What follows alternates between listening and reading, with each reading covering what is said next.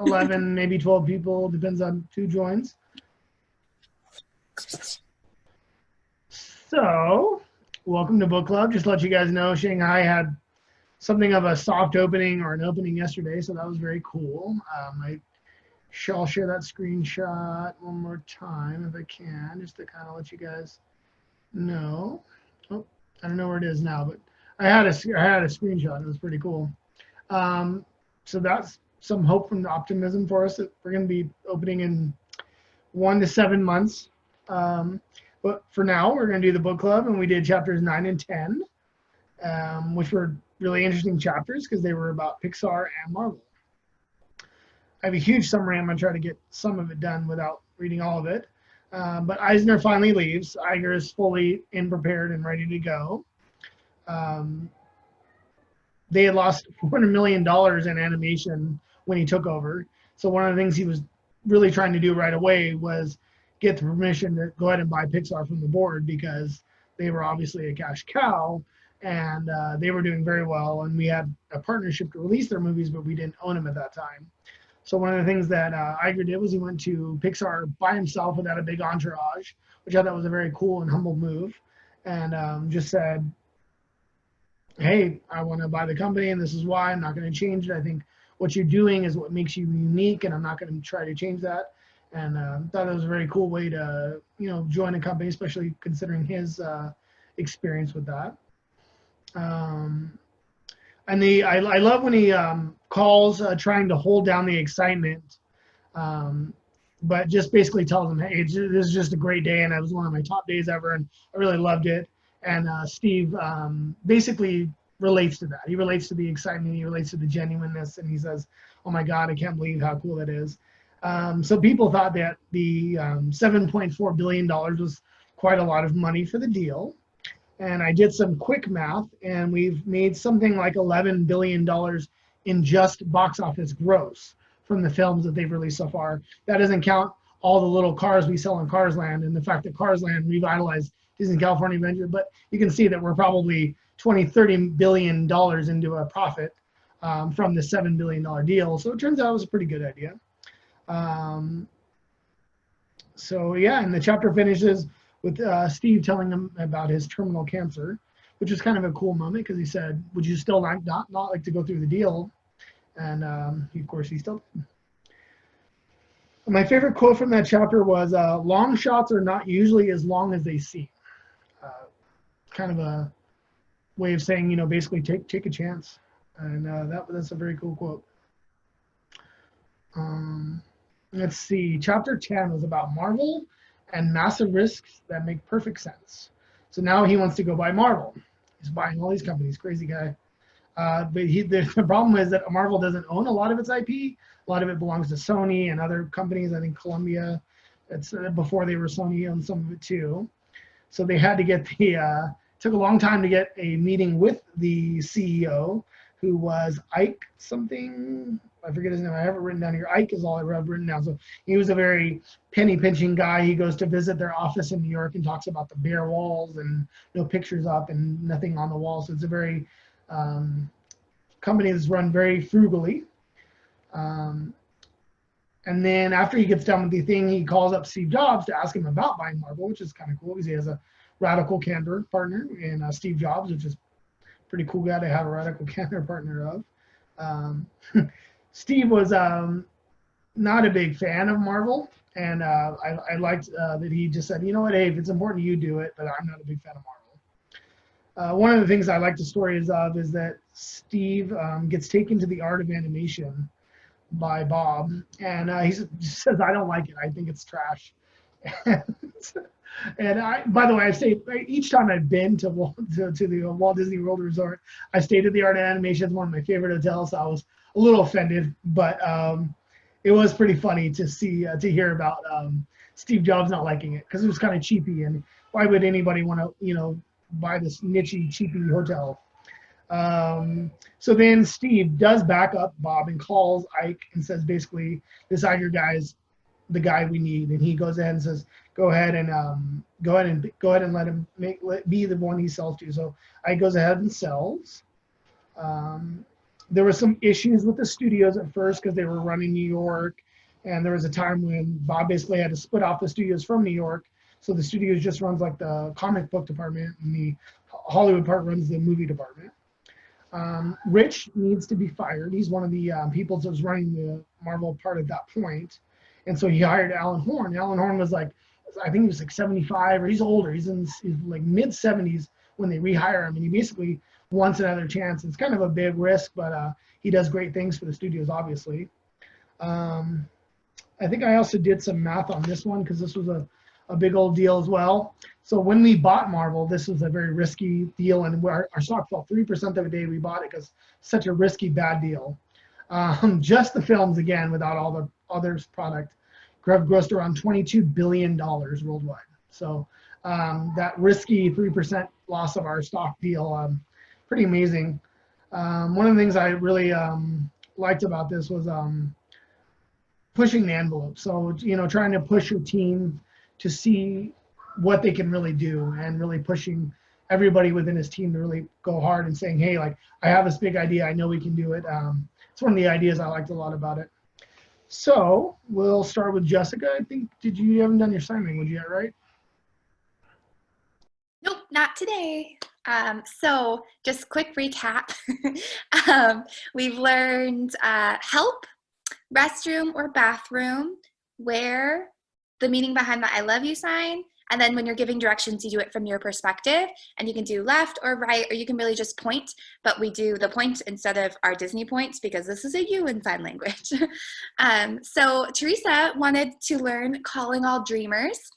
So I'm going to break it up because it's kind of a concept. And when we're doing concepts in sign language, the way I was taught was to kind of find the meaning behind it and sign that.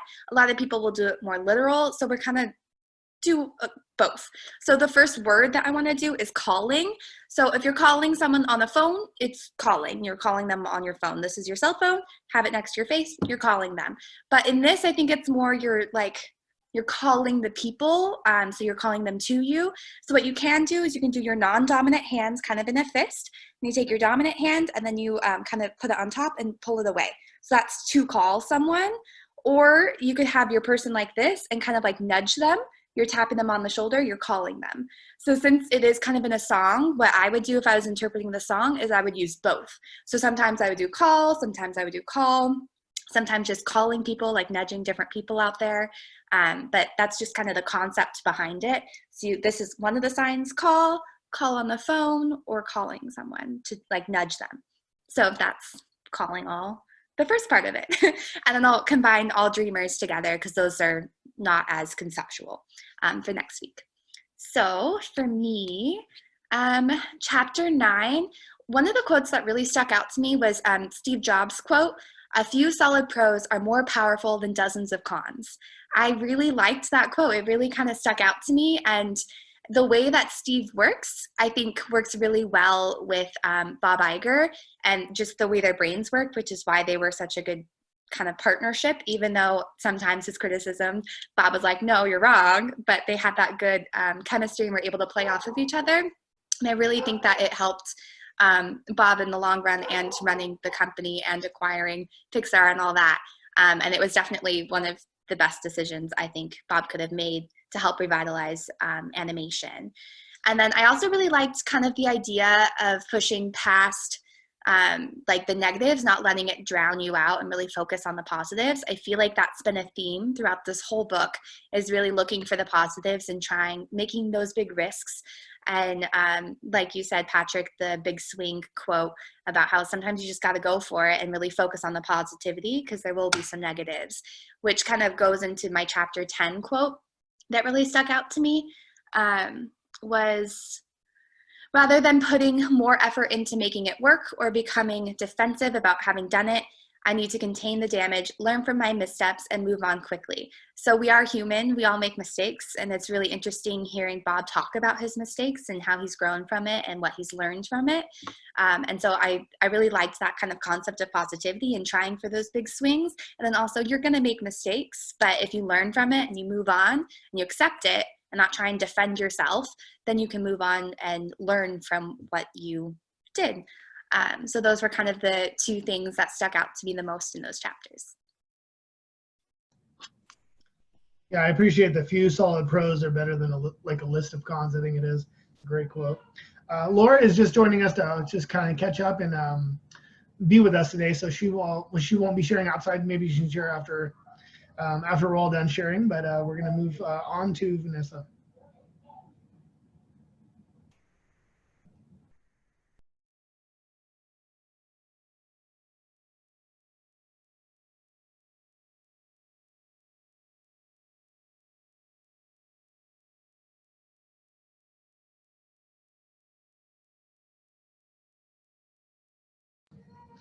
I can't hear you. I don't know if anybody else can. No? Okay.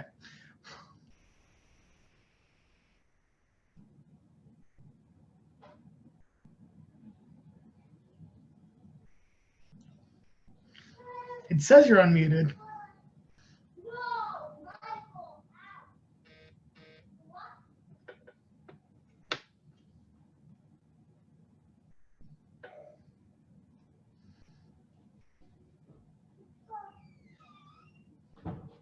Maybe she's going to rejoin.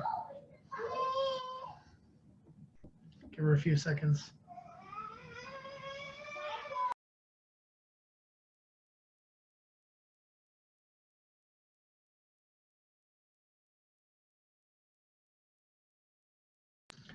Okay, Tamara, we'll go on to you and we'll have her come back when she gets back.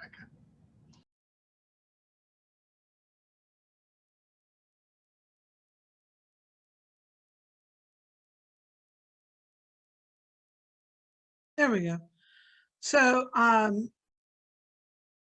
what really resonated for me was a couple of things. One is the continual discussion about respecting people and respecting who comes to your team.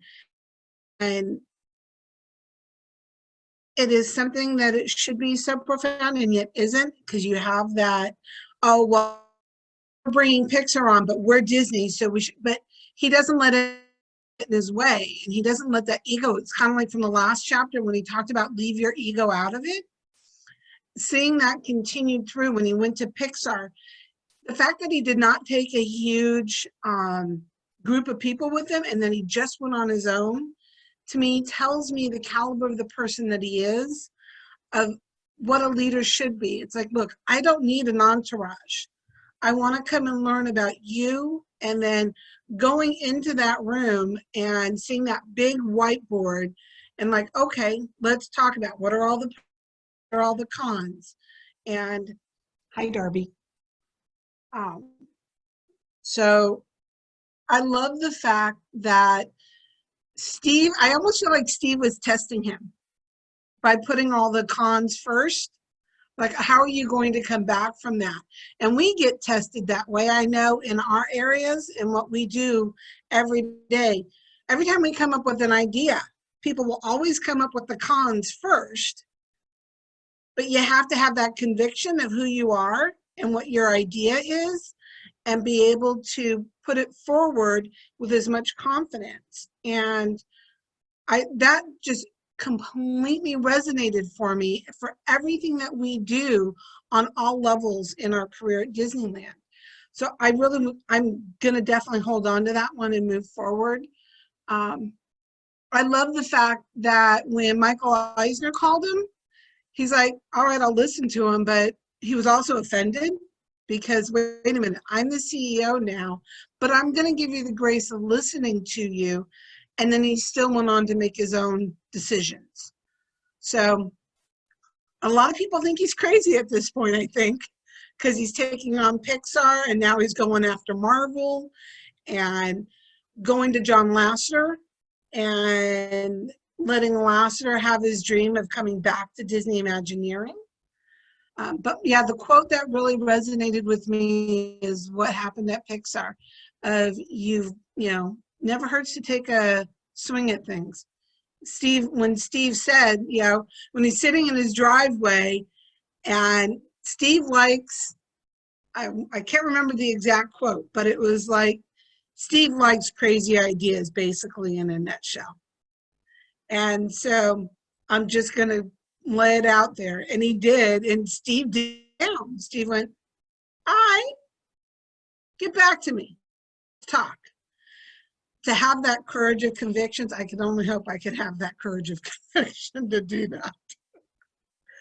That's really what I took out of these two. Between the Marvel and the Pixar applications, he took so many great risks that even though they didn't go quite the way he wanted them to, he can still stand proud with how he went about it.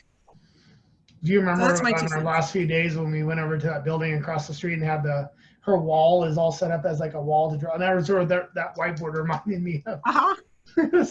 We took a little trip Absolutely. across the street to the offices, and their offices have entire walls that you can just write on, like many of our walls in Disney. But it was pretty cool, and it reminded me of the whiteboard a lot. Yep. All right, Jenna, I have you up next. Hello. There's a few pieces from these chapters that I really liked. One being when he was talking to Steve Jobs about the pros and cons, that he looked at that list and said, oh, there's too many cons. Clearly, like, you're not going to let this pass. And I thought that was kind of big of him to almost admit that he learned from Steve Jobs. Like, it wasn't like that's how equal they were, that essentially I feel like he was admitting that if he was looking at the same list from the other perspective, he would have said no. So knowing that Steve Jobs can look at that list and say, no, that one piece is way more powerful than the others, and you can't look to see if they're balanced. You have to look at which one holds more weight. I thought that was cool. I also really liked that how much respect he had for his wife in the entire book, like in the entire chapters in the entire book, but specifically in this one, it's almost like as much as he was a crazy risk taker, which honestly, I had no clue until reading this, that Pixar was considered such a huge risk. I always just thought that was like a natural relationship between Disney and Pixar. So that was learning for me. I didn't know that was considered to be something that like the whole company freaked out about. But I do feel like he still needed someone to tell him, like, it's okay to do this. And so when he went to his wife, and she always said like the 4 years as a bad thing, and this time she goes, it's only 4 years, kind of like giving him permission, jump into the deep end, do what you need to do. I really like that he needed her go ahead. He still needed that to move forward. So those are the two things that I really took away. There's a lot from both of these chapters about just how his version of moving the company forward was really just acquiring all these other things to really see that they had a strong footprint in the future. But I really like those little two details he threw in there. Yeah, I was kind of like you in a lot of those ways, Jen. I was kind of like, how could Pixar be a risk? They're, $1 billion movie every time they put something out. So, Yeah. But yeah, I also love the respect for the wife. That's something I think that hasn't gotten brought up a lot. But he's very respectful with his wife, isn't he? Like they're like a partnership, which is, I guess, how it should be, right? Yeah. All right, let's see, Lauren D. Yeah. Sorry. Yeah, no, it's okay. I'm trying to get back on there. So Jenna and Jess brought up like great points about like the solid pros are being more powerful than dozen cons, but what I took away the most from it was the first line of that kind of segment was just saying people sometimes shy away from taking big swings because they assess the odds and build a case against trying something before they even take the first step. And I just think that like it's crazy to think that even Bob Iger, who's made all these acquisitions, does have his own fears, but he kind of like inspires us to really challenge that and just go for it. I mean, like there's always that saying, like we want to be within reason, but also like you're never like, the worst that you can hear is no from an answer. And I think that's really important to remember because for all we know that the big picture is going to like prove that your efforts were worth it. And then the other part was from chapter 10 was when he was talking about there's no good playbook for how to fire someone. Though I have my own internal set of rules. You have to do it in person, not over the phone, and certainly not by email or text. You have to look the person in the eye. You can't use anyone else as an excuse. And Patrick, it reminded me of when we were at our lead meeting and your presentation about how to give someone feedback. And I think that that's really important in our role and just like in life. I mean, I was always taught like especially like in group environments, if you have something to say that's with emotion, always do it in person, or at the very least on the phone. Never do it over text or an email, because then your words can get misread, or your like the emotions, it's just not the same. And I think it's just talking about respect for the people that you're working with. Yes, I'm glad you remembered that. Every one of us on this panel will tell you that don't do it over the phone, I think. Unless you're social distancing, then I guess you have no choice, right? Douglas, I'm going to have you go next. Right now. Some of the, I really like the first, or chapter 9, because of he brought his relationship back with Steve Jobs. He never gave up on it, even though that the negativity that had developed between the companies, but he never gave up on his let that get in his way of trying to acquire Pixar, and in fact it made a good thing come out. They actually became good friends, and I thought that when I read the part about Steve telling Bob about his disease, that it was more than just because he wanted him to know what he was getting in for, but it was more that he trusted him and that he thought more of his friendship than he did of about the acquisition of the company. And then one of the things that I liked about this whole thing is that about taking risks, and how some people, one of the favorite things in the book was when he said, people sometimes shy away from taking big swings because they assess the odds and build a case against trying something before they even take the first step. One of the things I've always instinctively felt is that long shots aren't usually as long as they seem. And that's why a lot of people sway away from it. My favorite quote from chapter 9 was, "Nothing is a sure thing, but you need at the very least to be willing to take big risks. You can't have big wins without them." And then in chapter 10, sorry guys, I'm in a I don't know. Anyway, I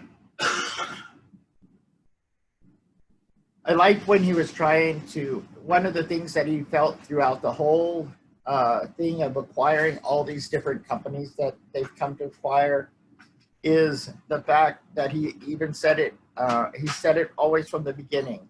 It doesn't make any sense for us to buy you for what you are and then turn it into something else.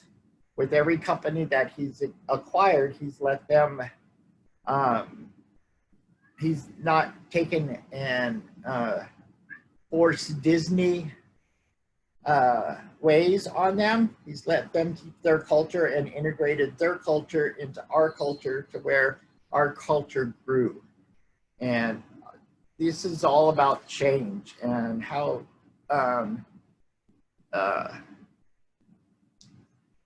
sorry, I'm having an emotional day today. So the biggest thing that I've gotten from this so far, or out of the whole thing, is that you can't live in the past. And I feel that a lot of time when it comes to change, that's where people tend to go back to, is they go back to what's happened in the past, and they're not willing to live in the future and to look at the bigger picture and what could be. And that's all I have. Thanks. I appreciate that so much, especially the not having fear and taking risks. Speaking of the lead meeting, I think Jeanette, she had some really good stuff about that. So I'll go to her next for having no fear. Yeah, so am I talking? So I did take that in this chapter as well, is he does talk about, you know, the way he moves forward with his decisions. And even though there's internal fear, and he does talk about some of his fears, he still finds a way to keep moving forward with them. And I think that's, you know, in leadership, that's one of our, a lot of things that you've all said are the good quotes of what he's saying about, you know, you have to take the risk, you have to jump off. But what stops us all, and I think about that a lot, is the fear of what's going to happen if we actually do it. And I think that's, you know, just a really important thing to remember, you know, what he's done here and how he's driven this company. One of the big takeaways for me in this whole book, but in these two chapters, is his underlying respect for everyone, that he respects everyone, and that if relationships had been broken before, he finds an avenue in to build that relationship and have that relationship so that the company can move forward and we don't have a damage, because he can't go around, because in his leadership, I believe he believes the people are the most important part of this business, and he respects what they do. When his quote about, you know, why am I going to change this when it's working? We need it to help change what we're doing. And I think his respect for people, because he wants to treat people properly, he has to show that he does that, and then that his decisions aren't the most important ones, that he listens to people around him and shows them the respect. That's my big takeaway from it, is his underlying respect for every person he interacts with. And it's not so much positivity, but his optimism in his belief that he can do these things. That's mine. Yeah, I mean, I just think we keep talking about it, but respect, just respect. He respects everyone he talks to, and he doesn't think of anybody as less than him or on a hierarchy. I love that about him too. I think that's really important for all of us, because we go into situations and it's how we treat people, it's how we think of them, it's how we think of ourselves and how we place ourselves in the situation. Like when we're telling people bad news, you know, he walked into a board meeting and they didn't necessarily, we all think they supported him, but they didn't necessarily support him. And he walked in there and told them what, you know, could be viewed as a super crazy idea. We want you to spend all this money, but we're going to leave the company over there and not turn it into our company. But, you know, he was able to accomplish it because he went in and learned about it, not just like a lot of companies just take over another company. And he didn't want to do that. He wanted it to help grow the parts of our company that weren't working. And I think that's how he showed he could do it. I think that's the important part of him. No, I appreciate that a lot. We'll move on to the highest member of our team, Judy. Okay. Just like everyone else, I got the same thing, the respect. I did notice on chapter 9, he seemed to have learned what I was taught at the beginning of my master's program, which is one of the issues that a lot of organizations have that he seemed to have understood because he lived it and he experienced it, is the problem organizations have when acquiring or buying other companies. He mentioned that without, even if it may not be on purpose, an organization's thought process is that they're acquiring physical or, you know, creative assets, and the very last thing that companies consider is that they're acquiring people and a culture. He was very well aware of that for both chapters, for when he acquired Pixar as well as Marvel. Is he understood they had their own cultures, and he was probably successful because he was able to convey that he had been there. You know, he was part of a company that was acquired, and he knew how it felt to have that acquisition and that company expect his company to adapt to that new culture and do away with their old culture. And that's one of the things I learned in the master's program, where companies have to be aware that they're acquiring people and a culture. And the reason why some acquisitions fail is because they're expecting these people to adapt to their already existing culture rather than trying to understand that work culture. And he was successful with Pixar and Marvel because he made it clear that he didn't want to change the culture and the environment of Pixar nor Marvel. He understood how Steve worked. He understood how Ike worked. He learned and observed and respected both of them to respect how they worked and work with that and adjust and adapt himself rather than like, well, you know what? I'm the CEO of Disney. Steve Jobs has to work with the way I work. Ike has to work with the way I work because, you know, Disney is a well-known household name, so they have to adapt to me. Had he had that mentality, he would not have been successful acquiring Pixar or Marvel because of the respect.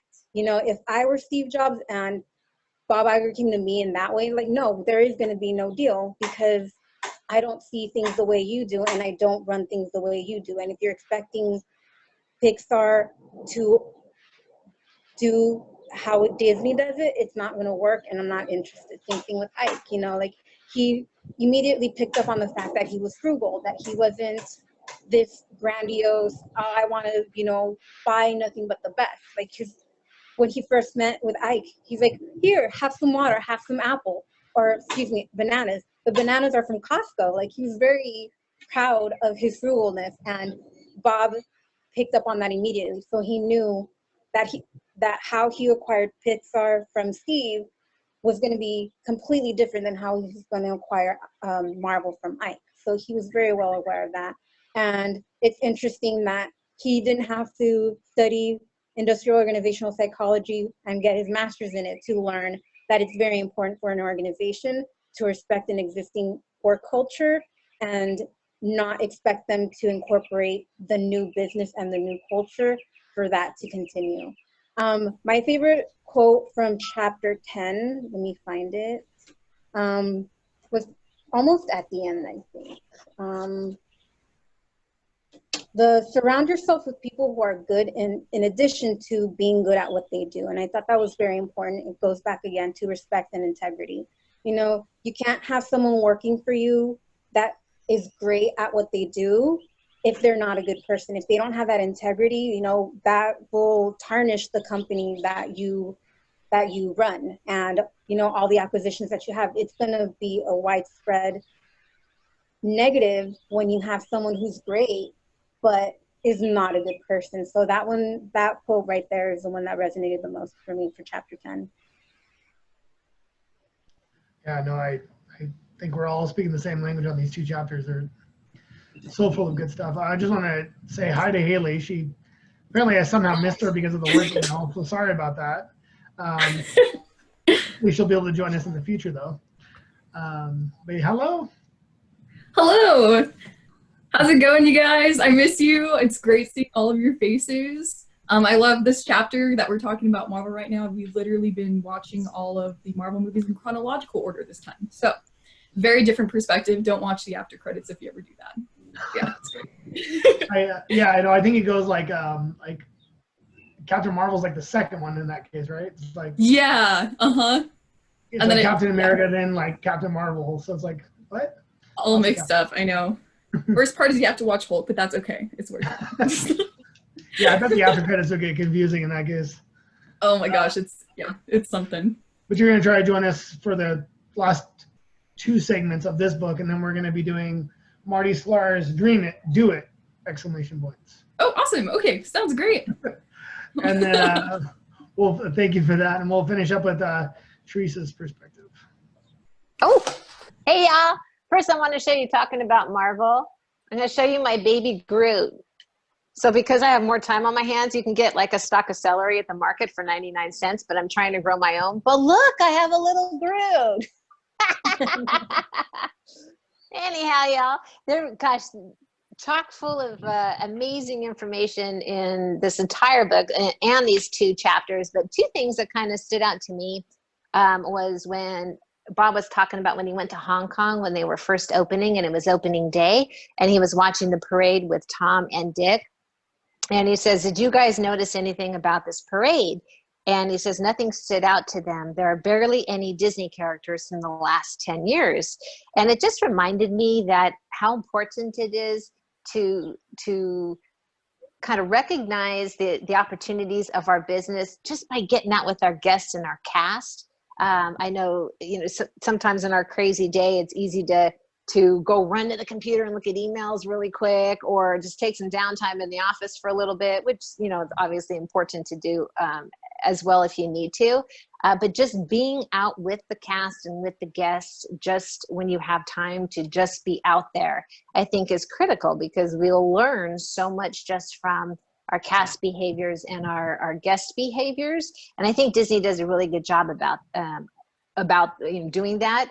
We're able to eliminate a lot of the little hiccups that would go throughout our day just by watching the guest flow. And a really good example is the parade setup over at Les Petites. I know y'all forgot about it for the last 50 some days, but I think that's a great example of kind of doing a test and adjust a lot in order to make it as user-friendly for our guests and for our cast. So just when we go back, it's going to be really important to continue just to spend time with the people. And then the second thing that one of many things I took out of here, but the second thing I took out was when, again, they're talking about acquiring Pixar, and Bob talks about, as with everything, the key is awareness, taking it all in and weighing every factor, your own motivations, what the people you trust are saying, what careful study and analysis tells you, and then what analysis can't tell you. And what stood out to me the most was when he said, what the people you trust are saying. And I think it's so critical, and like Jeanette and Lauren really touched on this too, when you're speaking with, like what Lauren said, and giving feedback to peers or cast members or anybody, how important it is to do it in person and not do it over text, because you don't know the tone. Don't do it over the phone, but to give people the respect to do it in person and be honest and kind about it. And then Jeanette talking about the building of relationships, and it's just super critical. And throughout your career, you're going to have those circle of folks who just you continue to keep in contact with, continue to problem solve with. They're your the circle of trust folks where you can be honest with them, and it's really important to nurture those relationships and never get so busy that you do the work without doing the work with the people. So I think back of gosh, Jeanette, I think I've known you 13 years now. I was just thinking about that. I know I've known you for 15, but I think I've known you well like for 13, and it's just it's amazing how much time goes by and how you'll call upon those people throughout your career just to help you navigate the waters, whether you're working in the same area or not. So this entire book is about relationships, and I think at the end of the day, that's probably the most important aspect of our job: relationships with each other, with our cast, and with our guests. So that's what I got out of it. I did miss Nessa, so I'm gonna let her give her 2 cents as well. Okay, can you guys hear me now? Okay, cool. So I had the same quote that Judy had. I wrote that one down, that surround yourself with people who are good in addition to being good at what they do.